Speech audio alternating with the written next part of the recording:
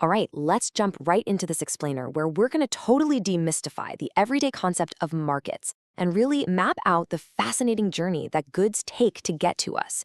I mean, think about it. We see markets absolutely everywhere, right? From those bustling, chaotic street corners to the sleek little apps on our phones. But how often do we actually stop to think about the incredibly complex web of activities that magically puts a product right into our hands? Today, we are going to unpack the mechanics behind the economy that surrounds us every single day. Back in the 18th century, Adam Smith hit the nail on the head with this idea. This quote perfectly frames exactly why markets exist in the first place.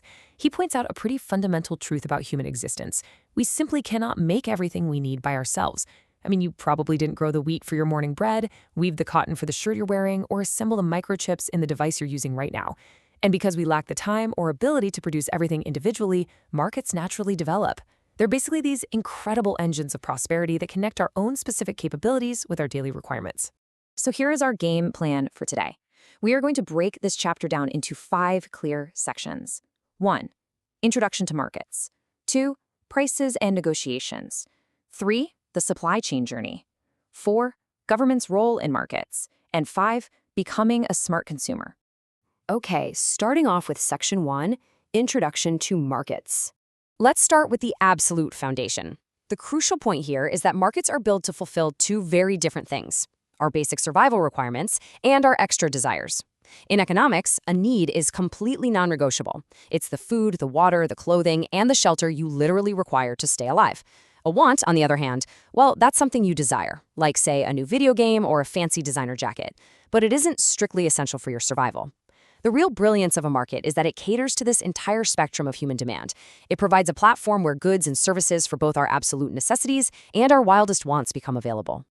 Now, historically, people didn't just hop online to get these things. For a very long time, they gathered at physical places to trade.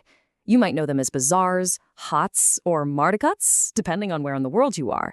But markets are not just economic hubs. They are the ultimate connectors of people, traditions, and ideas. When you look at a vibrant traditional bazaar, you aren't just seeing a bunch of transactions. You're basically looking at the historical heartbeat of a community where local culture and commerce seamlessly blend together. Take this 16th century Humpy Bazaar, for example. Foreign travelers like Domingos Paez literally called it the best provided city in the world because of its sheer abundance of traded goods.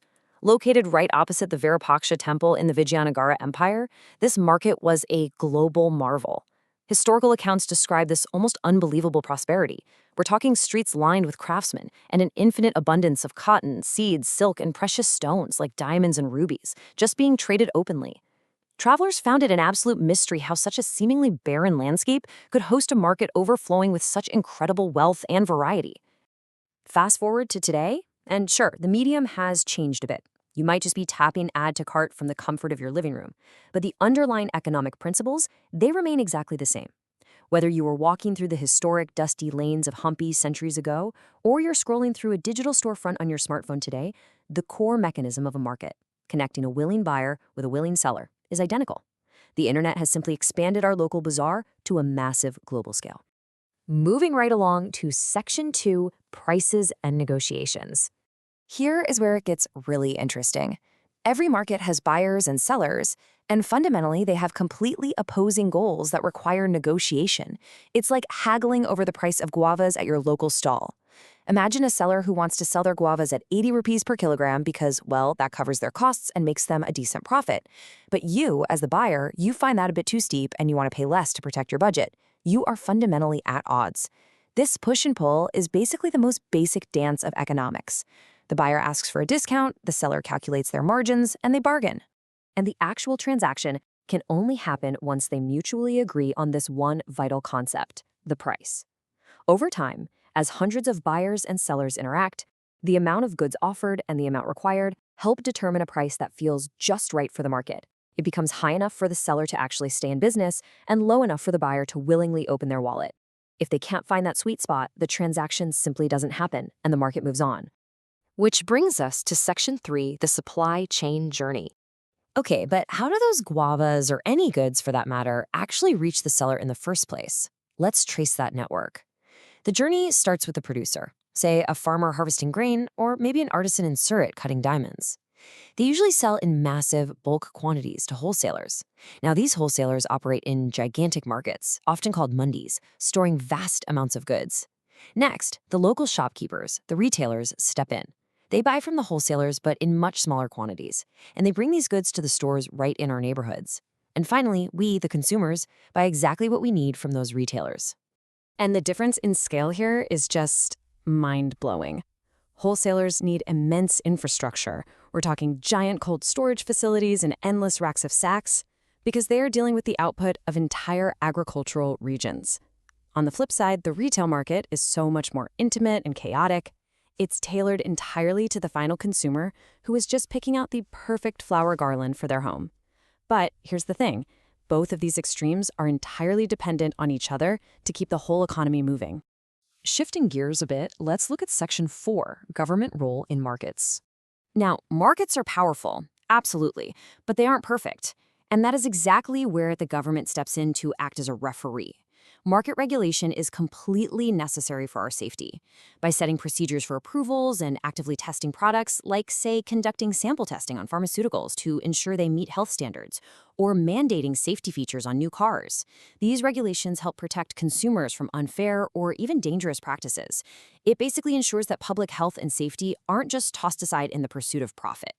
And this brings us to public goods, which is another crucial way governments interact with the economic life around us. Think about a lighthouse, a public park, or national defense. These are things that absolutely everyone in society can access, and more importantly, my use of a public park doesn't use it up so that you can't enjoy it later.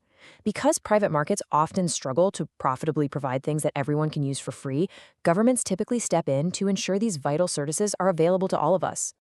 Finally, let's wrap up with Section 5, Becoming a Smart Consumer. So how do we apply all of this to you? Well, next time you buy something like a packet of graham flour, you can be a bit of a detective and assess its quality right from the label.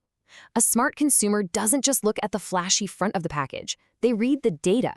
By checking the net quantity and the MRP, you ensure you aren't being overcharged for less product. Checking the date of manufacture and best before date, that protects your health by ensuring freshness.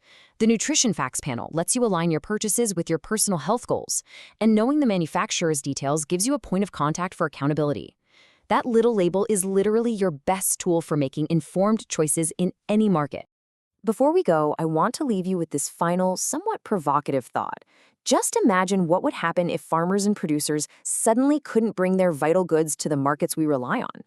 What if that massive network connecting the wheat fields to the mundis and the mundis to your local grocer simply stopped?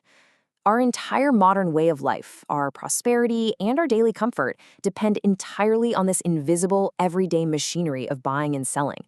It is a really powerful reminder of just how deeply interconnected we all truly are. And hey, if you want to dive deeper and truly master everything in this chapter, you can buy comprehensive study bundles from the link mentioned in the description below.